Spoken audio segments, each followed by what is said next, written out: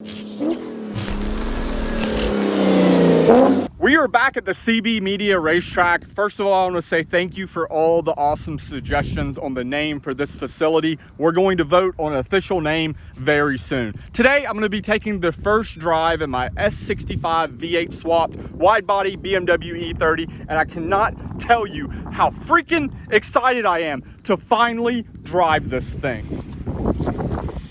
Okay guys, so here's all the details on the E30 that I know you've been asking. A lot of people was like, yo dude, is that a real M3? Because if it's a real E30 M3, it's a shame they did the wide body stuff. Listen guys, a real E30 M3 here in the country of Thailand is like 150, 200,000 US dollars. No, this is not a real M3.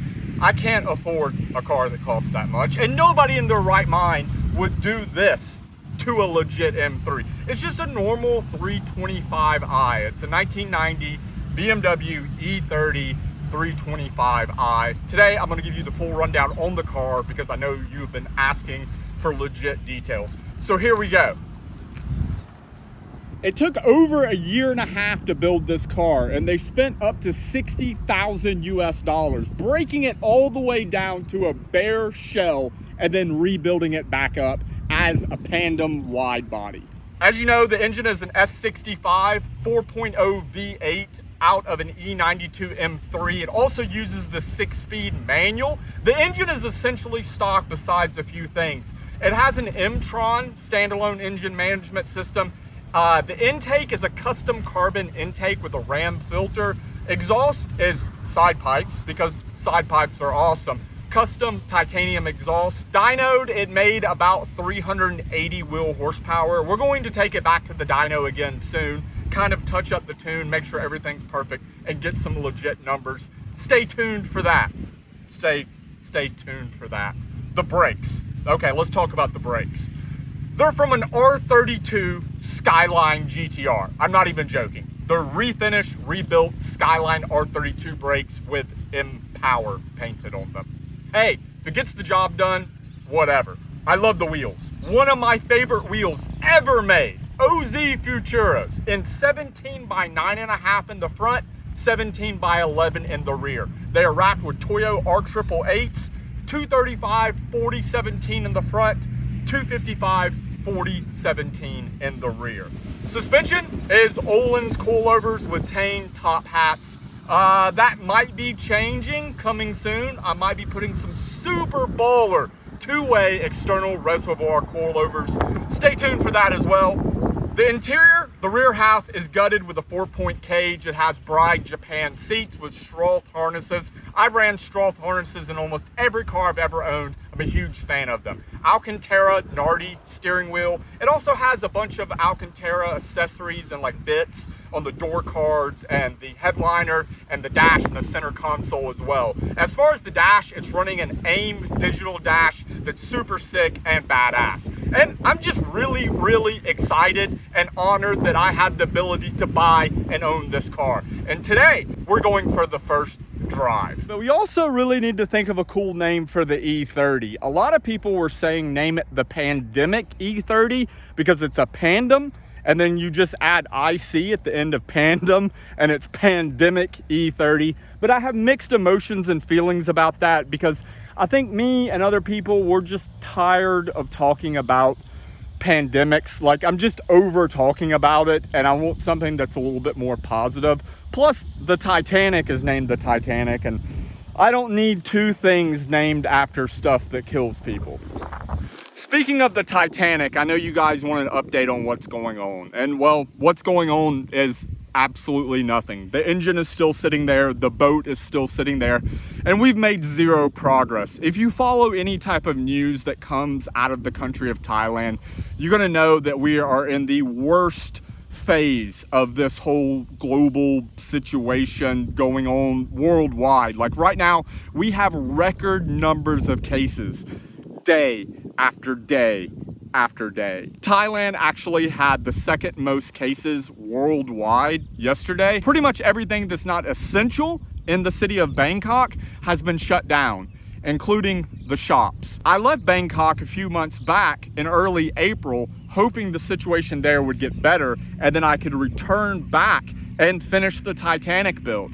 And things have gotten nothing but worse. This is one of the reasons I bought the E30, is because once I realized that I couldn't finish the Titanic build, I had to do something to have fun and enjoy myself and make great content for you guys. And my entire plan was to eventually build a Pandem wide-body E30 here, but I was gonna do one with a turbo Honda K-Series in it. But when I heard from my friend Note that he knew a guy that had a Pandem E30 that was just built and he would possibly sell it, but it had a super special engine, I went and looked at it, and once I saw it, I absolutely fell in love, and I just had to have it. The whole situation is the reason why I got this racetrack as well. I was actually supposed to take the E30 to Beer Circuit in Pattaya last week for the first drive, and Beer Circuit got shut down because of current restrictions. Well, we no longer have that problem. We're here at the CB Media Racetrack, and it's finally time for me to take my first drive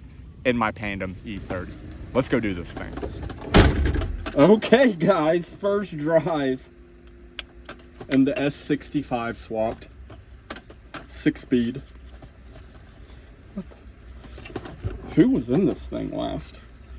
Holy crap. Dude, I have not driven a car in a very long time. Like I said, over a year. I've not driven a right-hand drive car in like 3 years. Not even joking. And obviously I haven't used any harnesses in a very long time either. But so what I'm gonna do here is, if you're expecting Chris Harris levels of hoonage, you're gonna be disappointed. My goal is to get used to this car.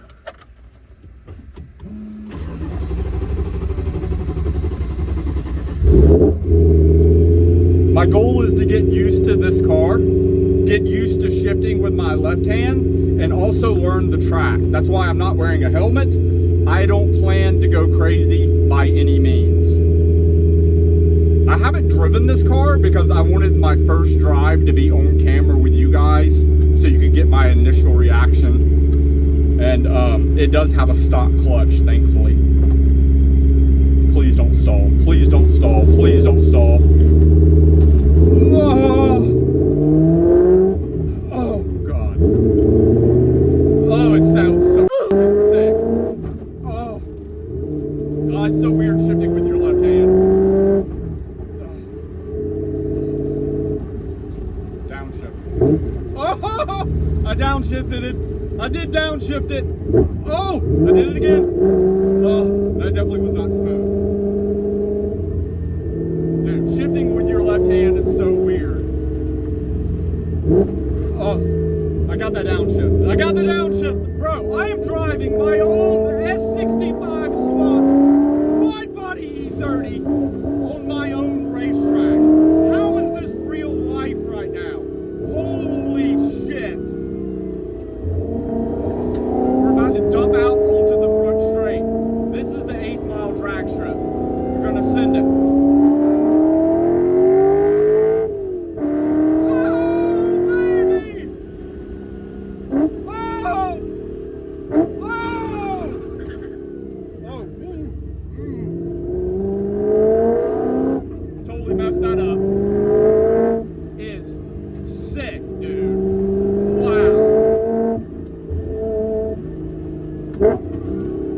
I hope those downshifts come across on camera like they do in real life. I don't know, there's something with that throttle. I don't know if it's me because I'm not just used to driving a car like this, or if it's something with the tune. Back onto the front straight. Get it, baby!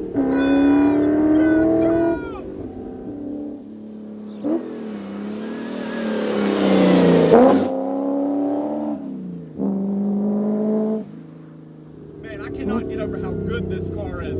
This is a real car.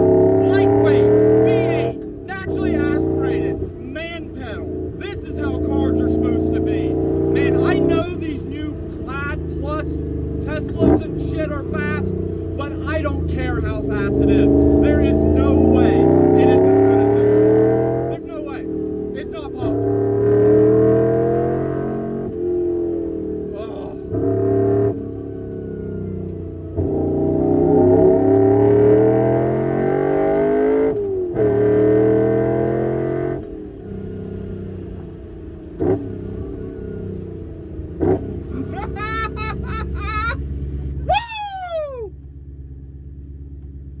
God damn, bro. Oh my God. Oh, that is a bad motherfucker right there.